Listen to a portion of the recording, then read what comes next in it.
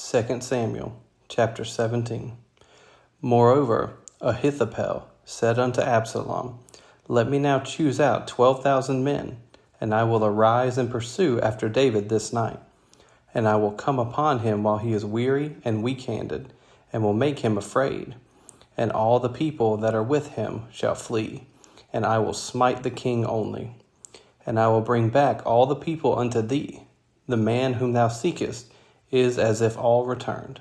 So all the people shall be in peace. And the saying pleased Absalom well, and all the elders of Israel. Then said Absalom, Call now Hushai, the Archite also, and let us hear likewise what he saith. And when Hushai was spoke to Absalom, Absalom spake unto him, saying, Ahithophel hath spoken after this manner. Shall we do after his saying? If not, speak thou. And Hushai said unto Absalom, The counsel that Ahithophel hath given is not good at this time. For, said Hushai, Thou knowest thy father and his men, that they be mighty men, and they be chafed in their minds, as a bear robbed of her whelps in the field. And thy father is a man of war, and will not lodge with the people. Behold, he is hid now in some pit, or in some other place. And it will come to pass, when some of them be overthrown at the first, that whosoever heareth it will say, There is a slaughter among the people that follow Absalom. And he also, that is valiant, whose heart is as the heart of a lion, shall utterly melt. For all Israel knoweth that thy father is a mighty man, and they which be with him are valiant men. Therefore I counsel that all Israel be generally gathered unto thee, from Dan even to Beersheba, as the sand that is by the sea for multitude, and that thou go to battle in thine own person. So shall we come upon him in some place where he shall be found, and we will light upon him as the dew falleth on the ground, and of him and of all the men that are with him there shall not be left so much as one. Moreover, if he be gotten into a city, then shall all Israel bring ropes to that city, and we will draw it into the river, until there be not one small stone found there. And Absalom and all the men of Israel said, The counsel of Hushai the Archite is better than the counsel of Ahithophel. For the Lord had appointed to defeat the good counsel of Ahithophel, to the intent that the Lord might bring evil upon Absalom. Then said Hushai unto Zadok and to Abiathar the priests, Thus and thus did Ahithophel counsel Absalom and the elders of Israel, and thus have I counseled. Now therefore send quickly, and tell David, saying, Lodge not this night in the plains of the wilderness, but speedily pass over, lest the king be swallowed up, and all the people that are with him.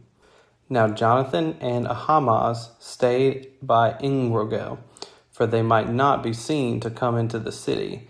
And a wench went and told them, and they went and told King David. Nevertheless, a lad saw them, and told Absalom, but they went both of them away quickly, and came to a man's house in Bahurim, which had a well in his court, whither they went down. And the woman took and spread a covering over the well's mouth, and spread ground corn thereon, and the thing was not known. And when Absalom's servants came to the woman to the house, they said, Where is Ahimaaz and Jonathan? And the woman said unto them, They be gone over the brook of water. And when they had sought and could not find them, they returned to Jerusalem. And it came to pass, after they were departed, that they came up out of the well, and went and told King David, and said unto David, Arise, and pass quickly over the water, for thus hath Ahithophel counseled against you. Then David arose, and all the people that were with him, and they passed over Jordan. By the morning light there lacked not one of them that was not gone over Jordan. And when Ahithophel saw that his counsel was not followed, he saddled his ass and arose, and gat him home to his house, to his city, and put his household in order, and hanged himself, and died, and was buried in the sepulchre of his father. Then David came to Mahanaim, and Absalom passed over Jordan, he and all the men of Israel with him. And Absalom made Amasa captain of the host instead of Joab, which Amasa was a man's son, whose name was Ithra, an Israelite, that went in to Abigail, the daughter of Nahash, sister to Zeruiah, Joab's mother. So Israel and Absalom pitched in the land of Gilead. And it came to pass, when David was come to Mahanaim, that Shobi, the son of Nahash, of Rabbah, of the children of Ammon, and Machir, the son of Amiel, of Lodabar, and Barzillai, the Gileadite, of Rogelman, brought beds and basins and earthen vessels and wheat and barley and flour and parched corn and beans and lentils and parched pulse and honey and butter and sheep and cheese of kine for David and for the people that were with him to eat. For they said, the people is hungry and weary and thirsty in the wilderness. Chapter 18. And David numbered the people that were with him, and set captains of thousands and captains of hundreds over them. And David sent forth a third part of the people under the hand of Joab, and a third part under the hand of Abishai, the son of Zeruiah, Joab's brother, and a third part under the hand of Ittai, the Gittite. And the king said unto the people, I will surely go forth with you myself also. But the people answered, Thou shalt not go forth, for if we flee away, they will not care for us, neither if half of us die, will they care for us. But now thou art worth 10,000 of us. Therefore now it is better that thou succour us out of the city. And the king said unto them, What seemeth you best I will do. And the king stood by the gate side, and all the people came out by hundreds and by thousands.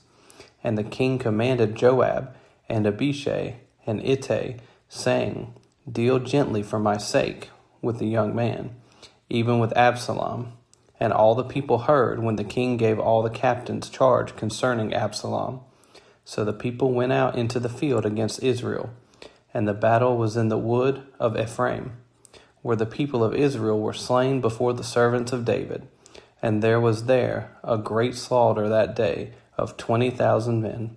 For the battle was there scattered over the face of all the country, and the wood devoured more people that day than the sword devoured. And Absalom met the servants of David. And Absalom rode upon a mule, and the mule went under the thick boughs of a great oak, and his head caught hold of the oak. And he was taken up between the heaven and the earth, and the mule that was under him went away. And a certain man saw it, and told Joab, and said, Behold, I saw Absalom hanged in an oak. And Joab said unto the man that told him, And behold, thou sawest him, and why didst thou not smite him there to the ground? And I would have given thee 10 shekels of silver and a girdle. And the man said unto Joab, Though I should receive 1,000 shekels of silver in mine hand, yet would I not put forth mine hand against the king's son. For in our hearing the king charged thee, and Abishai, and Ittai, saying, Beware that none touch the young man Absalom. Otherwise I should have wrought falsehood against mine own life, for there is no matter hid from the king, and thou thyself wouldest have set thyself against me. Then said Joab, I may not tarry thus with thee. And he took 3 darts in his hand, and thrust them through the heart of Absalom, while he was yet alive in the midst of the oak. And 10 young men that bare Joab's armor compassed about and smote Absalom, and slew him. And Joab blew the trumpet, and the people returned from pursuing after Israel, for Joab held back the people.